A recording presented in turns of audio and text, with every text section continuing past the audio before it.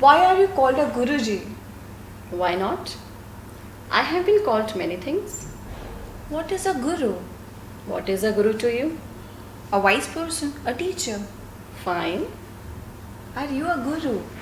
If you think I am, You call yourself Prisha, you give talk about Advaita, people come to sit with you, so you must be a guru.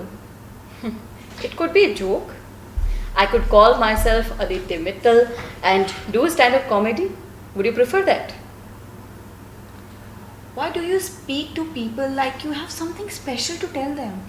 It is only in the eye of those who are me that anything I say is special. But they say you are a guru. I say you are a guru. If you think I am, then I am. I can only be the reflection of the tale told about me in your mind. And if I think you are not a guru, Then I'm not a guru. but you call yourself a Guruji. So it appears. But many do not. My mother, my father, my uncle, and my grandmother, they have no interest in this subject and would laugh to hear anyone think of me as a special. I laugh to think anyone is special. I'm special. Why? I think you are special in that a true genuine, like a Raman and a Sagradatta. There is not anyone here to be special or not special. There is nothing special to say or do. Life is only happening. Love is only happening. Why attribute qualities to a person anymore so than to a rock or a cloud passing overhead? You might call someone a guru as easily as you might call them a fish or a bird. People insist you are a guru. What does guru mean to you? It is only a concept. Many would say a guru is a person people imagine has something to teach them. Do you have something to teach people? If people imagine I do, I do. But it is only them listening to life, only life listening to life. No one knows very much about you. Where were you born?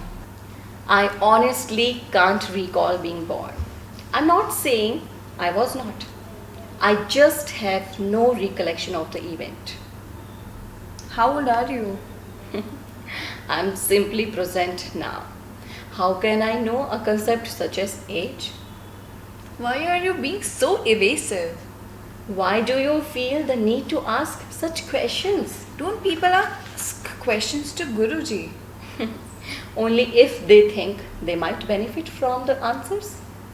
How will knowing where this body mind organism was born or how many years I appear to have lived help you in any way? I just like to be certain so I can trust you. Certainty is not possible, babe. Trust yourself instead. How can I know if you are the one who can teach me what I really need to know? What do you need to know? The answers of the big questions, like what's the meaning of life? Whatever you think it is. What happens after we die? Not a whole lot from what you think of as your perspective. For me, there is neither birth nor death. From the perspective of the body mind organism, the microbes will have a big feast with your corpse, or your ashes will float across the sky if the body is burnt. Then can you tell me what is God? You tell me. The source of all being. Fine. God is the source of all being? Is that really true? If you think it is, I think that gurus are people who are God realized. So you must know what God is. who says a guru is God realized? All the books on Guru that I read. Wow. I would better spend more time reading books now. What does it mean to be God realized? First, you create the concept of God. Then, you realize it's only a concept. I don't think that's right. Then you would better ask a guru who is God realized. I don't even know if there's a God.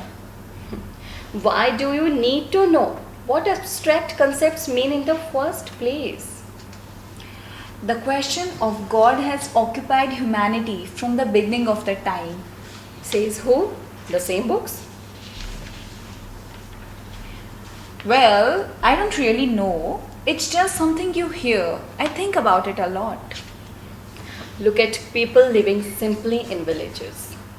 The way humanity lived from the beginning, and see if the question of God occupies much of their time, then go to a busy street in Mumbai and ask most of the people there if pondering the question of God takes up much of their time. Check your statements against reality. It's more fun, or at least I find it so. What's my destiny? What does the future hold in store for me now? Cooking dinner. What? You are going to cook dinner. You are a wonderful cook. People call you a chef. I'm honored to cook for you, of course, but I asked about my destiny. It is your destiny to cook dinner. Oh. It is what the future has in store for you. What? Why? Because I am hungry. Don't gurus fast a lot? Only when they are asleep. I don't think that's right. I'm glad you know so much. Maybe you can be my guru. You're making fun of me. I'm serious. I sincerely want to learn. What do I have to do? Make dinner. Is that a Zen kind of discipline? I heard they tell a new arrival at the monastery who ask how we can find enlightenment to do the dishes. Yes. Fine. You sure saw right through my teaching? Well done. Make sure there is enough food for everyone here. Okay, I get it. The cooking is the only way of redirecting my mind. I'm making dinner, but I'm really learning spiritual discipline. If you think you are, don't forget to make a lot of naan. I'm starting to understand you, Prisha. As much as anyone ever will. Of that there is no doubt.